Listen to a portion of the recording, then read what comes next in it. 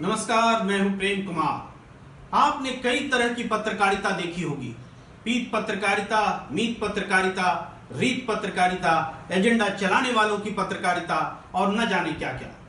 लेकिन आज हम आपकी आंखें खोल देने वाली जिस पत्रकारिता की सीरीज शुरू करने जा रहे हैं वो थोड़ी एडवांस है। उसमें कथित शालीनता और कथित विश्वसनीयता है, तथ्यों की भ्रामक व्याख्या है, सपने को हॉरर बताना और हॉरर को सपना बताते रहने की ओछी मानसिकता है, पाप को पुण्य और पुण्य को पाप बताने की ये खास पत्रकारिता है। जी हाँ, पेश है पाप को दस्तक देने वाली पुण्य पत्रकारिता।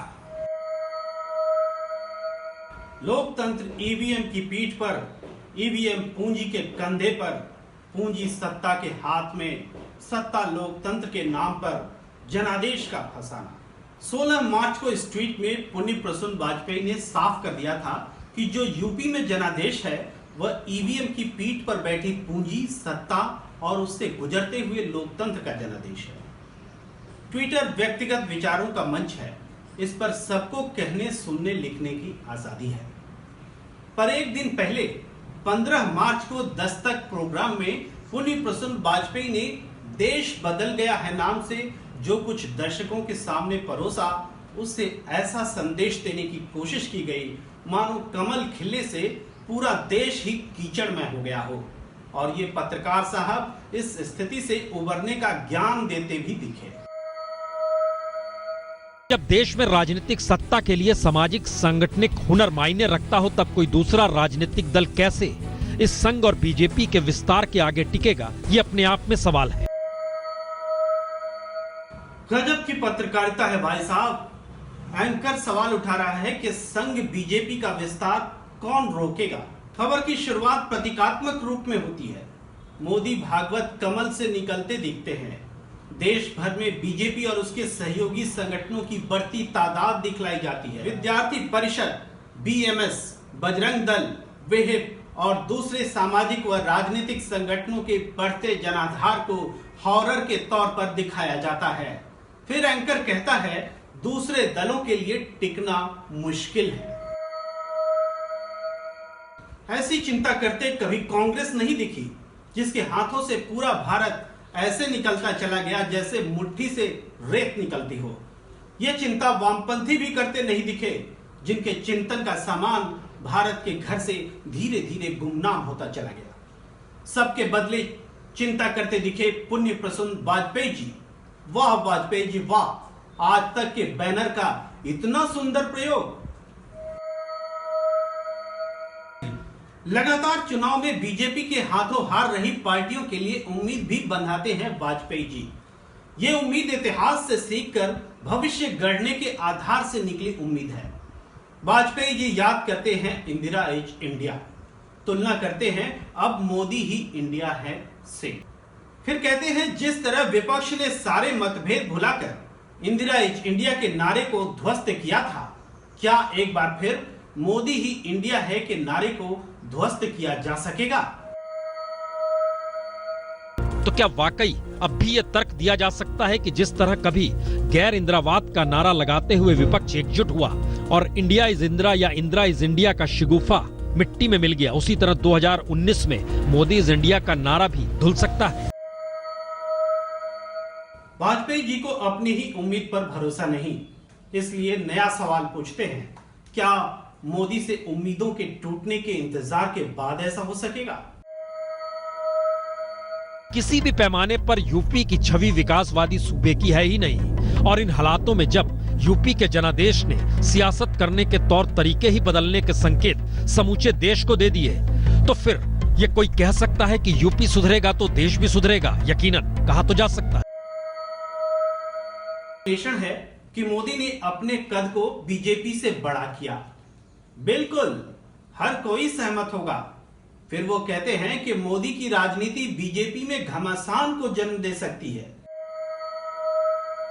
दिल्ली और यूपी की सत्ता पर काबिज होने के बाद नया सवाल तो यही है, क्या जनादेश की उम्मीद पर बीजेपी आने वाले वक्त में खरी उतरेगी, या उतरने की चुनौती तले मोदी की राजनीति बीजेपी में भी घमासान को जन्म दे सकती है?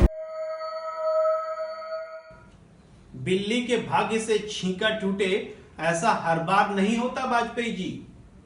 आपके ही उपनाम वाले अटल बिहारी वाजपेयी जी को लेकर भी मीडिया में अंदरूनी घमासान अटल बनाम आडवाणी खूब प्रचारित हो चुका है। चलिए, खुशफहमी पालने का आपको हक है, लेकिन दर्शकों को फिजूल की बातों से खुशफहमी कतई नहीं होगी। यूपी विधानसभा में इस बार पहले से कम अपराधी चुनकर आए हैं, ये एक सच्चाई है। लेकिन इस बात को नजरअंदाज करते हुए पुण्य प्रसून वाजपेयी कहते हैं कि नई विधानसभा में आपराधिक चरित्र वाले नेताओं की भरमार है। आगे वो इसी आधार पर उम्मीदें और वादों के पूरा होने पर सवाल भी उठाते हैं। देश बदल रहा है, हमने पीछे चस्पा तो कर दिया लिख के, लेकिन उत्तर प्रदेश की हालात क्या वाकई बदल जाएंगे? ये कितना बड़ा सवालिया निशान है कि जरा स्थितियों को झांक कर देखें, क्योंकि 402 विधायकों में से 173 विधायक दागी भी हैं। हद हो गई।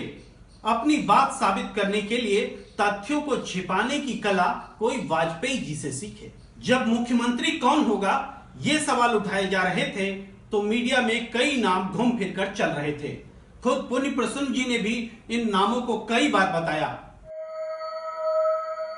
यूपी इंतजार कर रहा है उसका मुखिया होगा कौन, यानी सीएम कौन होगा। पर उनकी टिप्पणी देखिए, हिंदुत्व और संघ के प्रभाव वाला व्यक्ति ही मुख्यमंत्री हो सकता है। भैया बता देते कि रेस में चलते सभी नामों में यही नाम है जो हिंदुत्व और संघ के प्रभाव वाला व्यक्ति भी है। पहला, कोई कद्दावर जो यूपी का सीएम हो जाए। दूसरा फार्मूला, यूपी का दायित्व कई लोगों में बांटा जाए। और तीसरा फार्मूला, यूपी पूरी तरह पीएमओ के रिमोट से चले। और इन तीन फार्मूले के अपने अंतर्विरोध इतने हैं कि अभी नाम के ऐलान का इंतजार करना पड़ेगा। इतना सब कह चुकने के बाद भी मानो पुण्य प्रसून वाजपेयी जी का मन नहीं भरा, तो उन्होंने ईवीएम के जरिए संविधान के खतरे की घंटी सुना दी। लेकिन आखिरी सवाल एक और है। जनादेश आ गया, सामने चुनौती है, लोगों की उम्मीद है, और इसके बीच में ईवीएम नहीं बल्कि ईवीएम के जरिए लोकतंत्र की दुहाई देते हुए पहली बार संवैधानिक खतरे की स्थितियां जताई जा रही है। मायावती और अरविंद केजरीवाल की बाइट समेत कई बाइट सुनाई गई जो जनादेश को मानने से इनकार कर रहे थे। वाजपेयी जी को कोई ऐसी बाइट नहीं मिली जो ईवीएम को सही ठहरा रहे हों। होता है वाजपेयी जी, होता है। अब तो दर्शकों को समझ में आ गया होगा पुण्य प्रसून वाजपेयी जी के उस ट्वीट का मतलब जिससे आज की राम कहानी शुरू हुई थी। हाँ, वही लोकतंत्र ईवीएम की पीठ पर, ईवीएम पूंजी के कंधे पर, पूंजी सत्ता के हाथ में, सत्ता लोकतंत्र के नाम पर जनादेश का फसाना। इस एपिसोड में इतना ही। हम आपके पास आते रहेंगे ऐसी ही पुण्य पत्रकारिता के नमूने लेकर।